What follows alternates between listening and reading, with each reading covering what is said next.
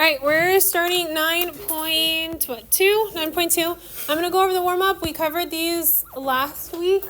You're going to have to know how to solve these for your quiz. Again, you are not getting multiple choice in your quiz, so you have to know how to solve them. First thing for these is you're still using your Pythagorean theorem. However, you need to figure out if it's an acute, right, or obtuse, and you're going to be using your greater than or less than symbols. So how you're setting this up is I want you guys to put your C first. It's going to be C squared. Then you got to figure out what's your symbol in the center. A squared plus B squared. Okay, I put C first because it's just easier for you to find the sign. If you're switching it, it still works, but you need to remember which one you're using. So for this, you're going to have 13 squared because that's your longest side. Your C is going to be hypotenuse, which is your longest side. I don't know what my sign is. 5 squared plus 12 squared. You guys have calculators. You can use them. What's 13 squared? 169. Thank you. And 5 squared is easy. And what's 12 squared? Good. Now you're going to have to add these two. Is 169 equal to 169? Yes. What kind of triangle is this? Good. All right. Next, looking at number 10, boys, stop. You have 8 squared, 5 squared plus 7 squared, 64, 25, 49. Add them together. Which one's larger, 64 or 74? Good. So C is less than 74. Is this, obviously it's not a right, so is it acute or obtuse? Acute. How do you know which numbers are A, B, and C? Okay, so how can you tell? I would normally just find your C first, because C is your hypotenuse and it's your longest side, so you're going to use the largest number. So then the other two numbers are A and B. Yeah, they're the two smallest. Also, what's the advantage or of knowing the common triples? Because the last one was common triple. Are all common triples right triangles? Yes. Okay, so that's Yes. So if we have a question on the test and we know it's a common triple, do we still have to show work? No. All right, looking at these, you have 9-2. We're doing the last section of special right triangles. Yes, Patterson. So like, would you say it's like the triple theorem? Or They're just common triples. There's really no theorem for that. It's just common triples. Either you remember it or you don't remember it. All right, we're covering 9-2, special right triangles. Theorems. Special right triangles, there are two. There's a 45-45-90 triangle and a 30-60-90 triangle. You have to memorize the rules. You have to memorize these because they're not going to be given to you. So when you're looking at your 45-45-90 triangle, the hypotenuse is radical 2 times as long as each leg. So 45-45-90 triangle, we know is going to be an isosceles triangle. Isosceles triangle, which means that you have two sides that are congruent. Okay, so these two sides are going to be the same. You have to remember these. If you're not memorizing these, you're going to have a hard time finding your answer. You cannot just plug in whatever you want. Okay, so when you're looking at these for 45-45-90, you have to memorize that your hypotenuse is A radical 2 and your two legs are A. What does that mean? You're going to be given information and you're going to either plug it in or solve. So, looking at this triangle, you need to be given, I'm going to write it on here. Oops, not with a highlighter. You only need to be given one side to find the other two sides.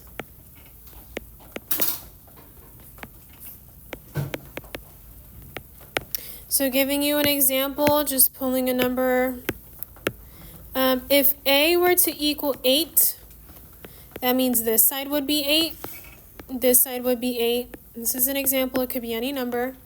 And then this side would be 8 radical 2. Okay, so this is just looking at it as an example. You have to memorize what's highlighted. If you are not memorizing that, there is no way you can solve this when you're given something. So I'm going to give you, looking at the example that they're having, we're going to solve it, and I'm going to show you why you have to know that. All right, looking at this example, looking at this triangle, I already know it's going to be a 45, 45, 90. Yes, they're not labeling my corners, but I would probably give you one, but if I don't, it's going to be a 45, 45, 90 triangle. Now I'm going to label what I know.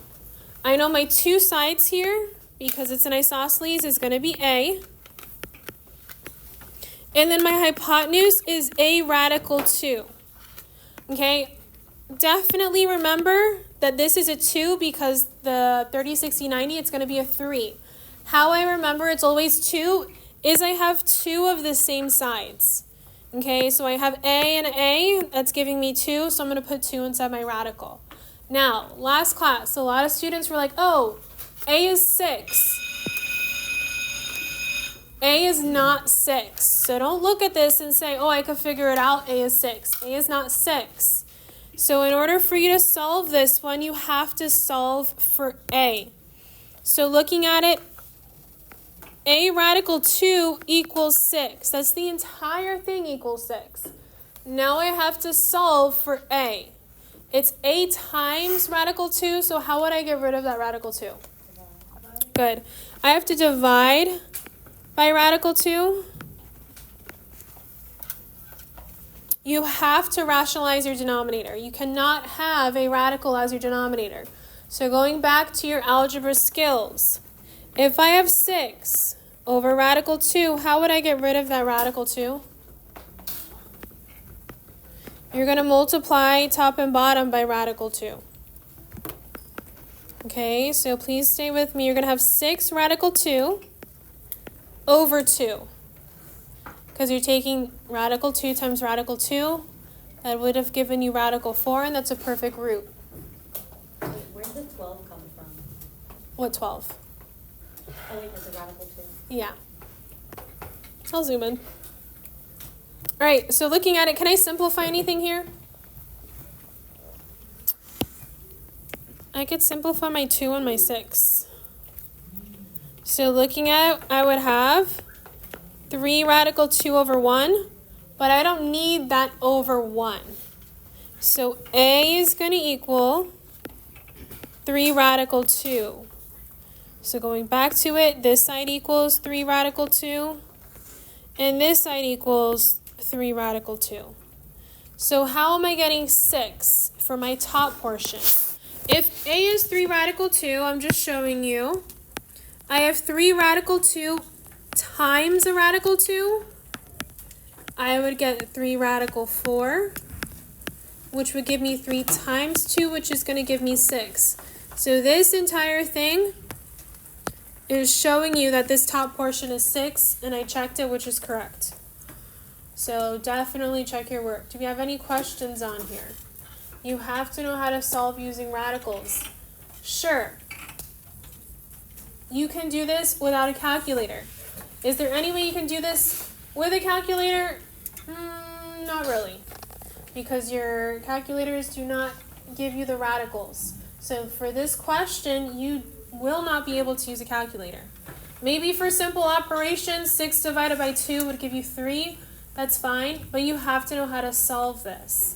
So it's not like the calculator is going to do all the work for you. You have to know how to solve it. All right, 30, 60, 90 triangle theorem. With your 30, 60, 90, the hypotenuse is twice as long as the shortest side. So if you don't remember where to find your shortest sides, it's opposite of the shortest angle. So right here is your shortest side, because it's opposite of my 30 angles, okay, my 30 degree. And the longer leg is radical 3, is the square root of 3 times as long as the shortest leg. So what does that mean? You have to memorize. Again, like you have to memorize for the 45, 45, 90. You have to remember your sides. And I'm going to write it out so you have it. Opposite. Well, first I'm going to write memorize because you have to memorize this.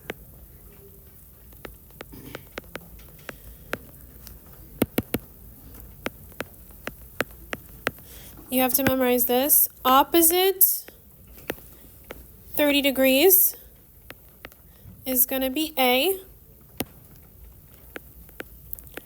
Opposite 60 degrees is going to be A radical 3. So this is where you have your 3, not your 2. And then lastly, opposite 90 degrees is going to be your 2A. So you have to memorize this. There's no questions that are going to be given to you. You have to memorize this. So if you don't memorize this and you decide to study hours before or minutes before, make sure you memorize these because it's not a lot of information, but it's definitely something you have to memorize.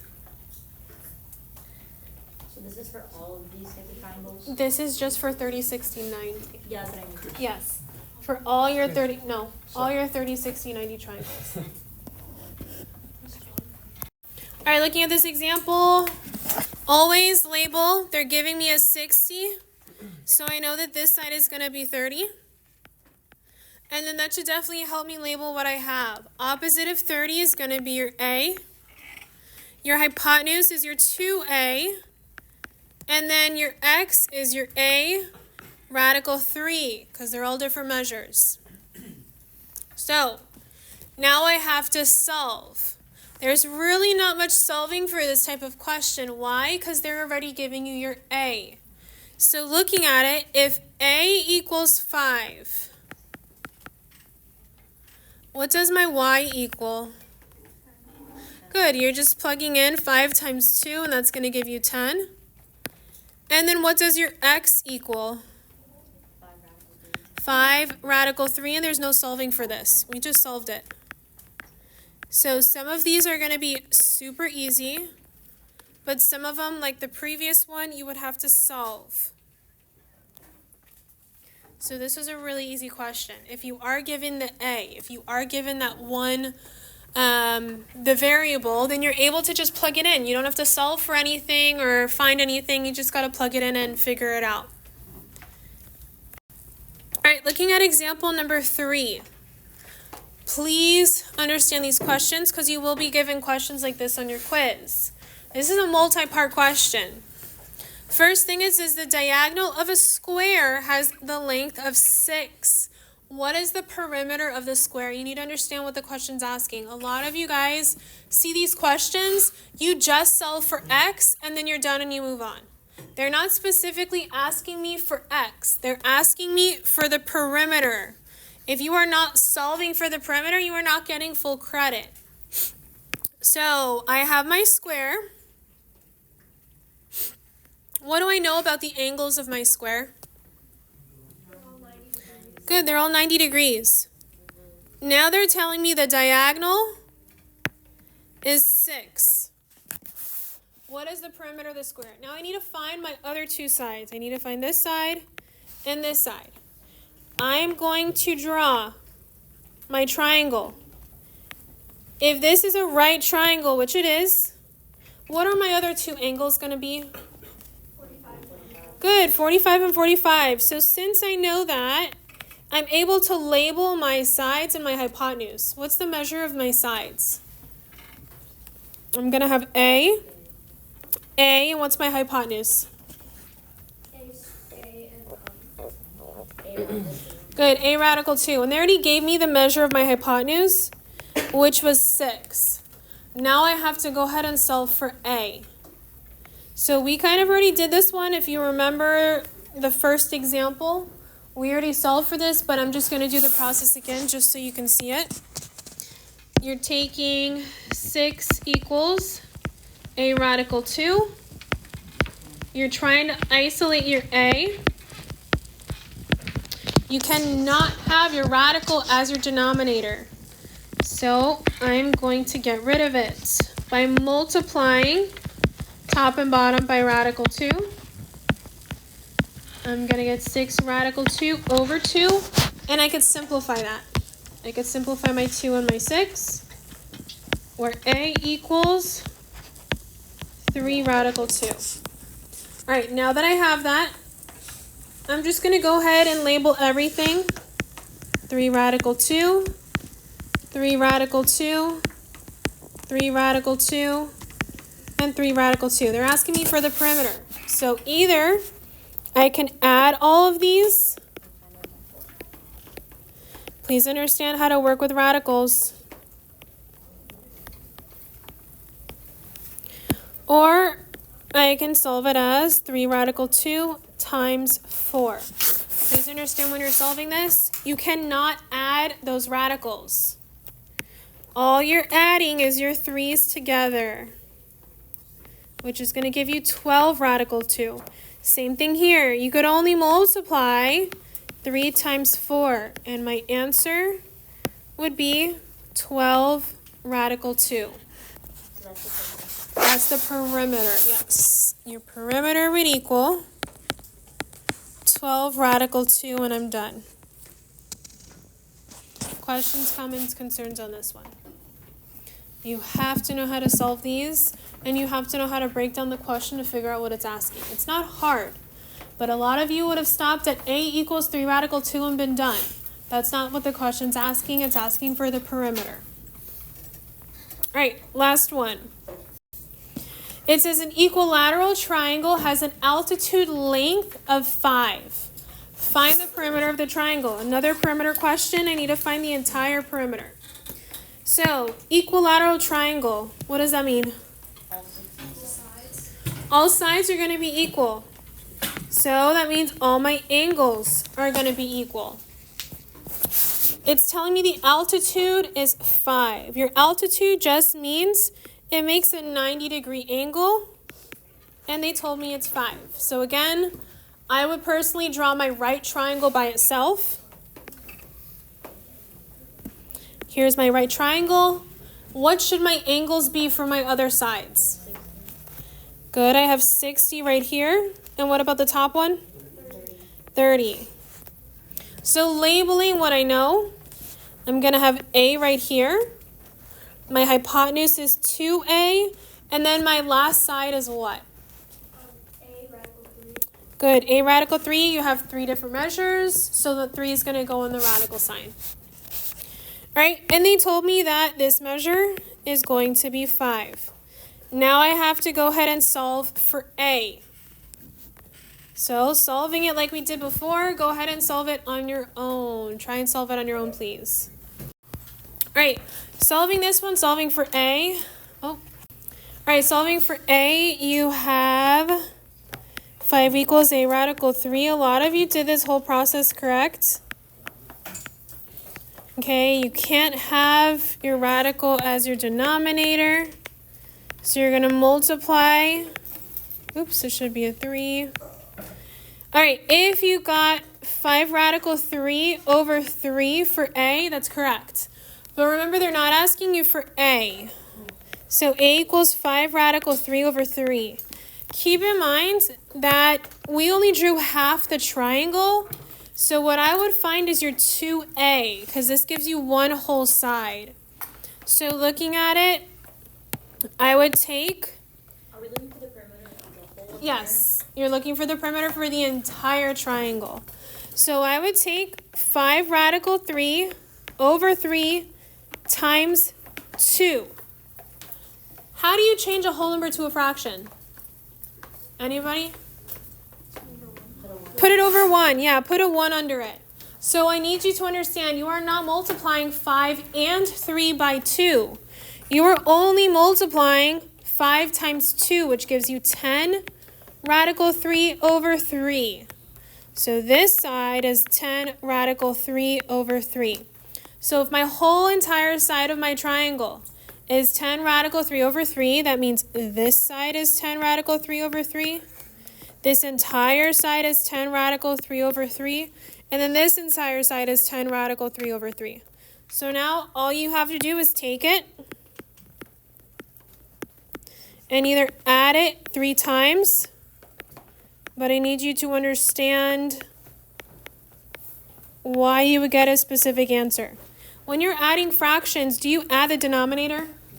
No. I'm only adding my tens. I'm going to get 30 radical 3 over 3. Can I simplify this? Yes, what would I simplify it to? 10 radical 3 would be my answer. So again, 10 radical 3 over 3 times 3 would give you 30 radical 3 over 3. And your answer would be the perimeter equals 10 radical 3. That's it. All right, let me see. 2 over 1. Where's the 2? All right, 2 over 1. Where did I get this 2 from? This 2 is from 2a. I plugged it into 2a. And then I changed it to 2 over 1 because it's a fraction. I'm dealing with fractions, not a whole number. Hold on. Anybody? Any other questions? We're not turning in these notes yet, right? No, we're not turning these notes in. Any questions on this? All right, you guys have homework, 10 questions.